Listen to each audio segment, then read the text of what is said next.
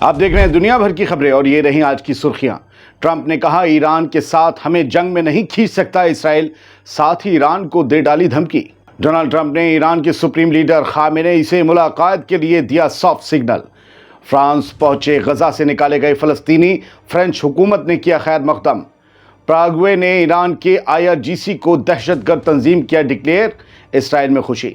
اسرائیلی police نے جمعے پر بھی کی سختی، الاقصی مسجد میں نماز کو جاتے بزرگوں سے کی بدسلوکی۔ یمن میں جمعے پر نکلے غزہ کے حق میں بڑے بڑے جلوس۔ سیریا میں فرقہ وارانہ تشدد، 11 علاوی شہری ہلاک۔ ٹرمپ نے کریمیا کے مسئلے پر دیا زیلنسکی کو جھٹکا اور پوتین کو راحت۔ ٹرمپ کو برٹین نے دیا جواب، کریمیا پر فیصلہ صرف یوکرین کرے گا۔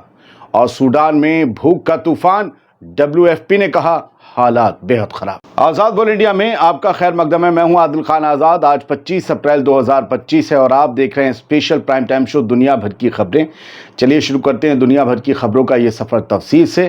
بس معذرت یہ کہ دیر سے آیا اور اس کی وجہ ہے کوشش کہ آپ کو تازہ سے تازہ اور زیادہ خبریں دے سکیں، بس اسی وجہ سے دیر لگ جاتی ہے، ورنہ بہت خبریں ہوتی ہیں جو آپ کو دکھا دیں پہلے آئی ہوئی۔ خیر، کیونکہ مجھے لگتا ہے کہ میں شاید آپ کو لیٹسٹ اپڈیٹ دیتا ہوں۔ بڑھتے ہیں آگے۔ امریکہ کے صدر ڈونلڈ ٹرمپ نے ایک بار پھر ایک بڑا بیان دیا ہے۔ ٹرمپ نے کہا ہے کہ اسرائیل ہمیں ایران کے خلاف جنگ میں گھسیٹ نہیں سکتا، مگر ضرورت پڑی تو ہم خود ہی جنگ میں آگے رہیں گے، یعنی ہم ہی مورچہ سنبھالیں گے، ہم ہی لیڈ کریں گے۔ مطلب ایک طرف کہہ رہا ہے کہ نہیں گھسیٹ سکتے تم، ہم اپنی مرضی سے لڑیں گے اگر لڑنا ہوا تو، اور دوسری طرف کہہ رہے ہیں مورچہ ہم ہی سنبھالیں گے، تم پیچھے رہنا۔ ڈونلڈ ٹرمپ نے کہا ہے کہ اگر ایران سے ڈیل نہیں ہوتی تو امریکہ اسرائیل کے ساتھ خود ایران پر چڑھائی کرے گا، لیکن پہلا راستہ ڈپلومیسی کا ہی ہوگا۔ ٹائم میگزین کو ایک انٹرویو دے رہے تھے ڈونلڈ ٹرمپ صاحب، اور وہیں پر انہوں نے یہ باتیں کہیں۔ ہمیشہ میڈیا کو دیکھ کر وہ ایسے ہی بولنے لگتے ہیں۔ ٹائم میگزین کو انٹرویو دیتے ہوئے ٹرمپ نے کہا، ہم ایران کے نیوکلیئر پروگرام کا مسئلہ امن سے حل کرنا چاہتے ہیں، مگر اگر ڈیل نہیں ہوتی تو امریکہ جنگ میں صرف اسرائیل کا ساتھ نہیں دے گا بلکہ لیڈ کرے گا، آگے رہے گا۔ اور جب ان سے پوچھا گیا کہ کیا انہوں نے اسرائیل کے ایران کے اوپر جوائنٹ اسٹرائکس کا پلان روکا، تو ٹرمپ نے کہا، میں نے پلان کو منع نہیں کیا، مگر میں نے ان کے لیے راستہ آسان بھی نہیں بنایا، مطلب اسرائیل کے لیے۔ ٹرمپ نے کہا کہ اسرائیل چاہے تو چھوٹی چھوٹی اسٹرائکس پلان کر سکتا ہے ایران کے خلاف، لیکن مطلب چھوٹے چھوٹے حملے ایران پر کر سکتا ہے، پلاننگ بنا لے، لیکن اگر ہم آئے تو فل اسکیل ایکشن ہوگا اور ہم لیڈ کریں گے۔ ٹرمپ کی یہ بات ہی نہیں، کلیئر سگنل ہے، وارننگ ہے، دھمکی ہے۔ اسرائیل کو وارننگ بھی ہے اور ایران کو بھی چانس ہے، ایران کو خود بھی وارننگ ہے۔ ایک طرف ڈپلومیٹک ٹیبل لگی ہوئی ہے، میز سجی ہوئی ہے، دوسری طرف میزائلز ریڈی ہیں، بس ٹرمپ کو ایران سے ڈیل کا کامیاب یا ناکام ہونے کا انتظار ہے۔ اب دنیا کی نظر ہے 26 اپریل پر، جب عمان میں ایران اور امریکہ کے بیچ تیسرے راؤنڈ کی میٹنگ ہونے والی ہے۔ دوسری خبر بھی ڈونلڈ ٹرمپ اور ایران سے جڑی ہوئی ہے۔ ٹرمپ دراصل تیار ہیں ایران کے سپریم لیڈر یا وہاں کے پریزیڈنٹ سے ملاقات کرنے کے لیے، اور کہتے ہیں کہ اس سے کوئی مسئلہ نہیں ہے۔ US کے پریزیڈنٹ ڈونلڈ ٹرمپ نے نیوکلیئر ٹاکس کے دوران یہ کہہ دیا اور بڑا بیان دیا کہ وہ ایران کے سپریم لیڈر آیت اللہ خامنئی سے یا پریزیڈنٹ مسعود پزشکیان سے ملنے کے لیے تیار ہیں۔ اب یہ ٹرمپ کا سافٹ ڈپلومیٹک سگنل ہو سکتا ہے یا پھر ایک میڈیا موو بھی، تاکہ ہیڈ لائنز بن سکیں۔ مجھے بہت شوق ہے ہیڈ لائنز بنانے کا، ایک ہمارے ہاں ایک ادھر ہیں۔ ایران امریکہ کی بات چیت کا پچھلا راؤنڈ بہت اچھا بتایا گیا تھا، امریکہ کی میڈیا کی طرف سے بھی، ایران کی میڈیا کی طرف سے بھی۔ اب ٹرمپ واقعی ڈیل کرنا چاہتے ہیں ایران کے ساتھ یا صرف نیوز چینلز کے لیے دکھاوا کر رہے ہیں، یہ سمجھ نہیں آتا، کیونکہ وہ ڈیل اور دوست اور دبنگئی تینوں کی بات ایک ساتھ کرتے ہیں۔ ڈیل، دوستی اور دبنگئی تینوں کی بات ایک ساتھ کرتے ہیں، تو سمجھنا مشکل ہو جاتا ہے یہ بندہ کہاں رکے گا۔ اب ایک الگ طرح کی خبر، غزہ سے کچھ لوگ نکال کر فرانس پہنچائے گئے ہیں، فلسطینی ہیں۔ میکرون نے بڑا اعلان کیا یا ان کی حکومت نے بڑا اعلان کیا ہے۔ ہیڈ لائنز کہہ رہی ہیں، فرانس نے غزہ سے نکالے ہوئے فلسطینیوں کا خیر مقدم کیا، واپس جانے کا حق بھی تسلیم کیا کہ اگر آپ واپس جب بھی جانا چاہیں گے جائیے گا۔ رپورٹ کے مطابق فرانس نے بدھ کو غزہ سے نکالے گئے 100 سے زیادہ فلسطینیوں کے فرانس پہنچنے کی تصدیق کی ہے۔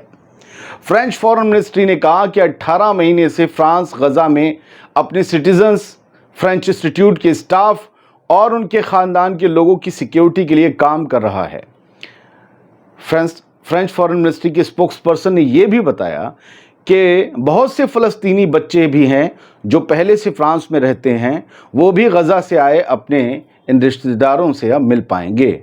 ये सब वो लोग हैं जो हैं तो फ़लस्तीनी, लेकिन इनके पास फ्रांस में रहने का या तो परमिट है या फिर फ्रांस की नेशनलिटी भी है। इससे पहले भी बताया गया है कि 16 अप्रैल को 59 लोगों को गज़ा से निकाला गया था। हालांकि इसकी कंफर्मेशन किसी हेडलाइन की शक्ल में नहीं हो पाई। फ्रांस ने यह भी जोर दिया है कि ये फ़लस्तीनी अपने वतन गज़ा लौटने का पूरा हक रखते हैं। इन्हें वहाँ से निकालने का मतलब ये नहीं है कि गज़ा कभी लौट नहीं पाएंगे। आपको क्या लगता है दोस्तों, क्या ये बस एक सेफ हेवन है या फ्रांस किसी बड़ी स्ट्रेटजी का हिस्सा बन रहा है? गज़ा की कुछ और अपडेट्स। गज़ा में इस्राएली बम्बार्डमेंट जारी है, 84 और फ़लस्तीनी शहीद हुए हैं। टोटल 51,000 से ज़्यादा हो गई है शहादतों की तादाद।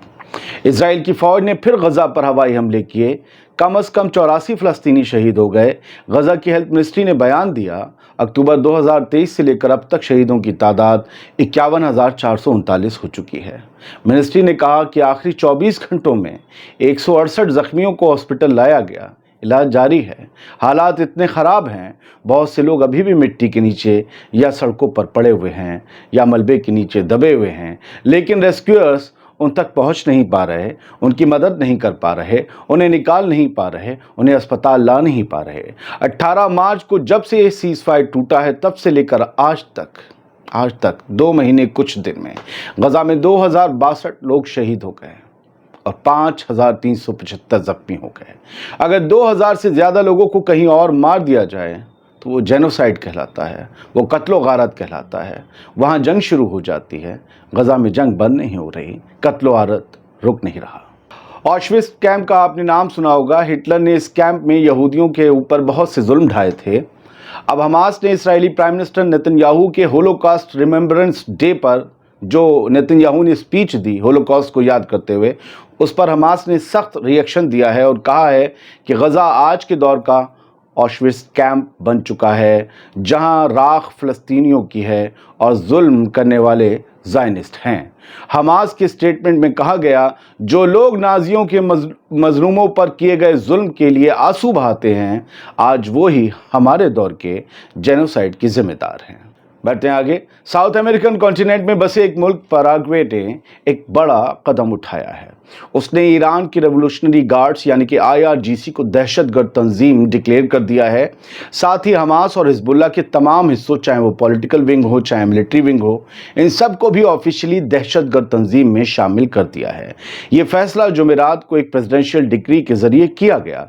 गज़ा में वॉर क्राइम्स अंजाम देने के इल्ज़ाम झेल रहे इसराइल के एक मिनिस्टर गिदियोन सार ने इस पर पैराग्वे के प्रेसिडेंट सांतियागो पेना का शुक्रिया अदा किया। बोले, बहुत अच्छे।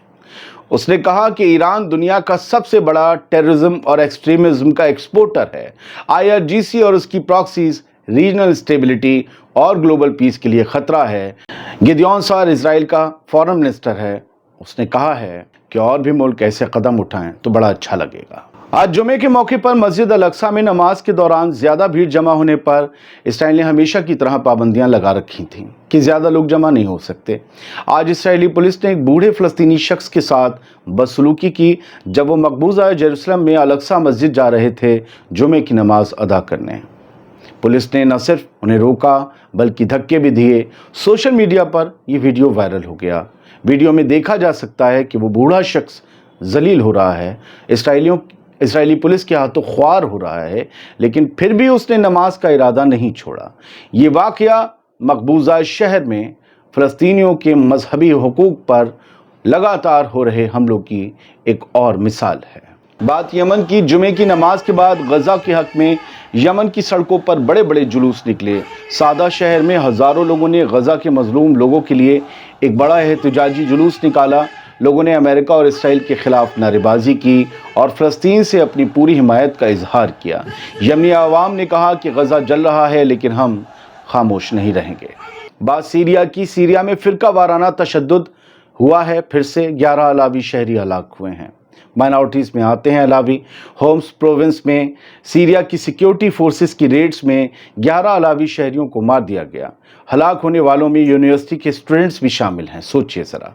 ह्यूमन राइट्स मॉनिटर ने इन कत्लो गारत को, इस फ़िरका वाराना तशद्दुद को बहुत ही गलत करार दिया है और कहा है कि इससे हालात ख़राब हो सकते हैं। डोनाल्ड ट्रंप के बयान पर वापस आते हैं, लेकिन ये ईरान के लिए नहीं, रशिया और यूक्रेन के लिए है। ट्रंप ने कहा है कि क्रीमिया रशिया के साथ ही रहेगा।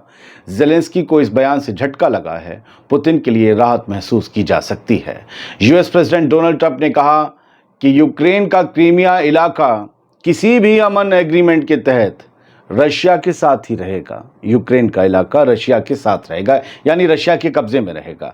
ट्रंप ने टाइम मैगजीन को इंटरव्यू में कहा, ज़ेलेंस्की को भी इस बात का एहसास है और सब जानते हैं कि ये रशिया के पास पहले से था। ये बयान यूक्रेन रशिया जंग के बीच अमन की कोशिशों पर गहरा असर डाल सकता है। ट्रंप ने लगा वो कहेंगे और सब सुन लेंगे, लेकिन ट्रंप को ब्रिटेन ने जवाब दिया है। कहा है कि क्रीमिया पर फैसला सिर्फ यूक्रेन करेगा। अमेरिका और वेस्ट में या उन दोनों के बीच में टेंशन बढ़ रही है। ये अब वक़ार की लड़ाई सी लग रही है। ब्रिटिश प्राइम मिनिस्टर कीयर स्टारमर ने ट्रंप के क्रीमिया को रशिया का हिस्सा मानने वाले बयान को सीधा रिजेक्ट कर दिया, रद्द कर दिया। उन्होंने कहा कि ये सिर्फ यूक्रेन का हक़ है कि वो अपने अमन की शराइत तय करे। वो तय करे कि वो किन किन शराइत पर, किन किन शर्तों पर सीज़ फायर करेगा। किसी और को यूक्रेन के बदले ये फैसला करने का कोई इख्तियार, कोई हक नहीं है। ये ब्रिटिश प्राइम मिनिस्टर कह रहे हैं ट्रंप से। स्टारमर का ये बयान यूक्रेन के साथ यूके की मजबूत सपोर्ट को दोहराता है और अमेरिका के सदर को ये खामोश पैगाम देता है कि तुम खुदा नहीं हो जो कोई भी फैसला सुना दोगे और लोग उसे मान लेंगे। चमक धमक की दुनिया वालों से दूर सूडान चलते हैं। सूडान में भूख का तूफान उठा है। WFP ने सिर्फ मार्च में 40 लाख लोगों को खाना पहुंचाया है, लेकिन ज़रूरत उससे कहीं ज़्यादा है। वर्ल्ड फूड प्रोग्राम WFP ने कहा है कि मार्च 2025 में उन्होंने सूडान के 40 लाख लोगों तक मदद पहुंचाई, लेकिन ये अभी भी उन लोगों का सिर्फ छोटा हिस्सा है जो भूख के इंतहाई हालात का शिकार हैं। WFP के इमरजेंसी कोऑर्डिनेटर हैं समांथा चटराज। इन्होंने जेनेवा में UN प्रेस ब्रीफिंग के दौरान जो कहा वो हिला देता है। उन्होंने कहा कि हमने उन इलाकों में भी लोगों को सपोर्ट किया है जो या तो कहत के दायरे में हैं या उसके इंतहाई करीब हैं। इन 27 इलाकों में हमने हर 5 में से 4 लोगों को मदद दी, लेकिन अभी भी बहुत से लोग मदद के इंतज़ार में हैं। लोगों की ज़िंदगियां रोटियों पर डिपेंड हैं। अगर वो पहुंच गईं, ज़िंदगियां बच जाएंगी। बहुत बहुत शुक्रिया। सलामत रहिए, खुश रहिए। और हाँ, आज़ाद बोल इंडिया का फेसबुक पेज, इसका लिंक आपको वीडियोज़ में मिलेगा, उसे जाकर फॉलो करें और लोगों को भी बताएं।